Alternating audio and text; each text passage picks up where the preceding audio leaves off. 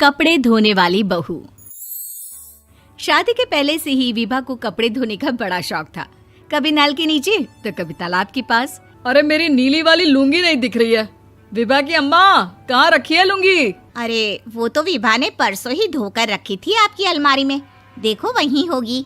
वो ना मैंने आज धो दी, मुझे लगा कि गंदी हो गई होगी। अरे कैसे गंदी हो गई थी? उसे तो मैंने पहना भी नहीं। हे भगवान, इस लड़की के कपड़े धोने की आदत से परेशान हो गया हूँ मैं। जितना तो घर में राशन नहीं आता, उससे कहीं ज्यादा डिटर्जेंट पाउडर का खर्चा है। इसकी शादी करवा दो, शादी जाए अपने घर में ही करे काम, फिर चाहे घर के कपड़े धोने हो या पूरे गांव के।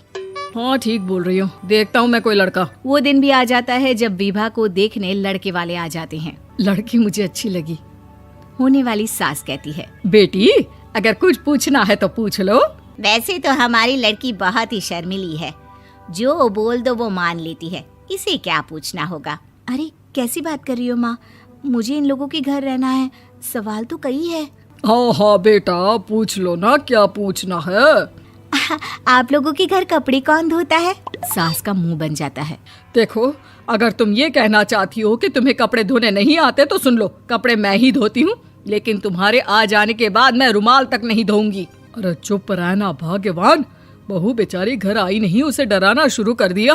वो क्या है ना बिटिया, अभी तक तो ये कल्लू की माँ ही धोती थी, लेकिन अब तुम्हारे पापा तो दहेज में वॉशिंग मशीन देंगे ही। तभी विभा की माँ बोल पड़ती है, सवाल भी पूछा तो क्या। वैसे भाई साहब, मशीन की तो फिर भी कपड़े धोने की कैपेसिटी होती है। मतलब जो बिटिया दे रहे हैं ना विभा, इसे कपड़े धोने का बहुत शौक है। ये आप लोगों के क्या, आस पड़ोस गांव मोहल्ले सबके कपड़े धो दे और उफ तक ना करे। बाहर देखा नहीं आपने कितने कपड़े सूख रहे हैं? सब हमारी बिटिया ने ही तो धोए हैं। बस भी करो ना माँ, शर्म आ रही इतनी तारीफ सुनकर। और तो और एक दाग निकाल कर दिखाओ तो मान जाओ। हाँ अच्छा, माफ करना बेटा, मैंने गलत समझा। हमें तो रिश्ता बहुत पसंद है। और ऐसे जुड़ जाता है रिश्ता कपड़े धोने का शौक रखने वाली विभा का। उसकी शादी हो जाती है कोयला फैक्ट्री में काम करने वाले कल्लू के साथ। शादी के बाद अचानक विभा चिल्लाती हुई सास के पास आती है। सासू माँ, अरे सासू माँ कहाँ है आप? ये तो धोखा है, धोखा दिया आप लोगों ने मुझे। इसे ससुर के चक्कर के बारे में पता चल गया। अरे तो उसमें तुझे क्यों धोखा मिला है? अरे नल में पानी नहीं आता, कपड़े कैसे कब धुलेंगे? अच्छा, तू पानी नहीं आ रहा उसकी बात कर रही है। तो आपने क्या सोचा? कुछ नहीं।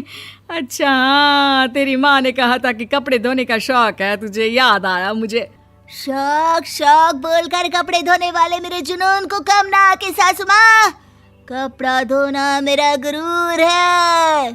तभी पति भी वहाँ आ जाता है। अभी मैंने इसे सनी देओल की फिल्म दिखाई है, उसी के डायलॉग मार रही है माँ। अच्छा सुन, साफ साफ बता रही हूँ, पानी सुबह 4 से 6 और शाम को 10 से 12 आता है, समझी?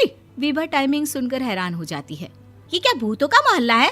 सुबह 4 बजे उठकर कौन कपड़े धोता है? 4 बजे टंकी में पानी जाता है, फिर सारा दिन धोना ना, किसने मना किया? अरे कैसी बात कर रही हैं? 200 लीटर की टंकी में कितने कपड़े धो लूंगी मैं? सुबह ही उठ जाऊंगी मैं। अब क्या था, विभा सुबह 4 से लेकर रात के 12 बजे तक कपड़े ही धोती रहती। एक रोज सास पड़ोस से निकलकर कहीं जा रही होती है कि साथ वाली कहती है, हाँ कल्लू की माँ, जरा ये बताओ कि 2 साड़ी है, 2 ब्लाउज और एक पेटीकोट और एक नाड़े वाला लंबा कच्छा।